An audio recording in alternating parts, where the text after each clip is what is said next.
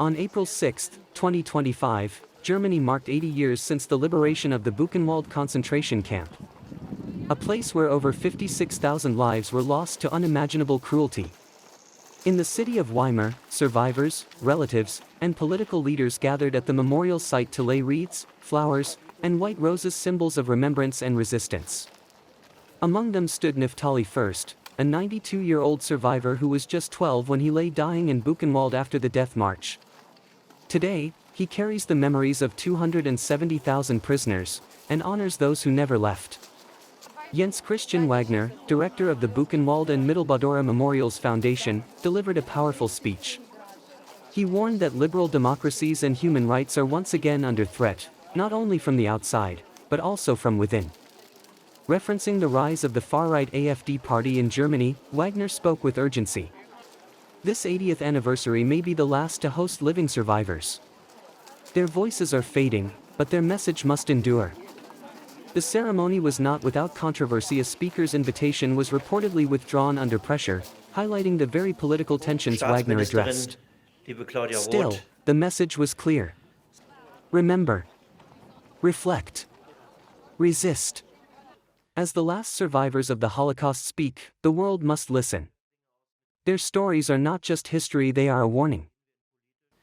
In der Mehrzahl Juden und fast 40.000 Häftlinge aus Mittel. We are celebrating this 80th anniversary in politically difficult times. Much of what seemed safe and certain in past decades has changed in recent years and months. And it is changing at a rapid pace every week. Liberal democracies and the idea of indivisible human rights and a humane society are under pressure worldwide. Not least in the USA, which until a few months ago was still a guardian of freedom in Europe. Nicht zuletzt auch in den USA, die bis vor wenigen Monaten noch ein Garant für die Freiheit in Europa waren. Sulamit, wir schaufeln ein Grab in den Lüften, da liegt man nicht. Er greift nach dem Eisen im Gurt, er schwingt's. Ladies and gentlemen, liberal democracies are not only under pressure from the outside, they are also under attack from within by their opponents. In the last federal elections, the AfD, whose ranks notoriously put forward historically revisionist, Holocaust trivializing, and even Nazi-glorifying positions, became the second strongest party. It became the second strongest party, and in Thuringia it even has by far the strongest parliamentary group in the state parliament.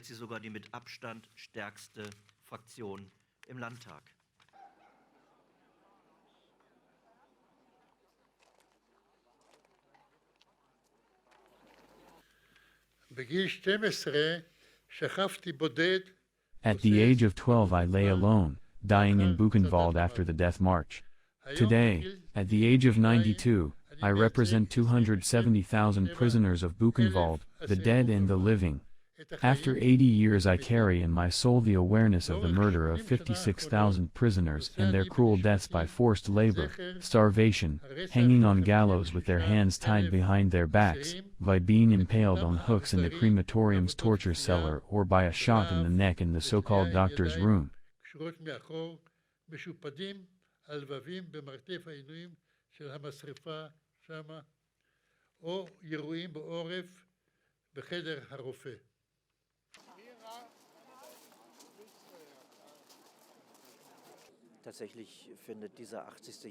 In fact, this 80th anniversary is not over yet.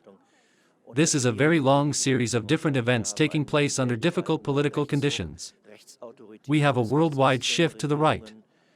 Right-wing authoritarian to far-right governments are putting pressure on liberal democracy. Europe is now under pressure from the East and the West, including the USA.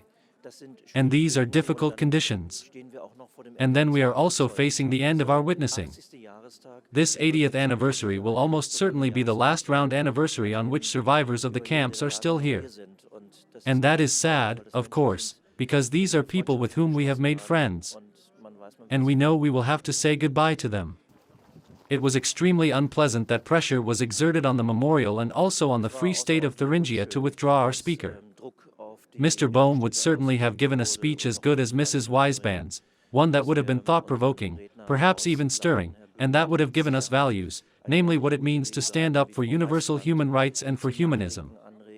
It is a pity that the speech could not be given, but it will be rescheduled. Werte vermittelt hätte, nämlich was es bedeutet, für universelle Menschenrechte und für den Humanismus sich einzusetzen. Es ist schade, dass die Rede nicht gehalten werden konnte, aber sie wird ja nachgeholt.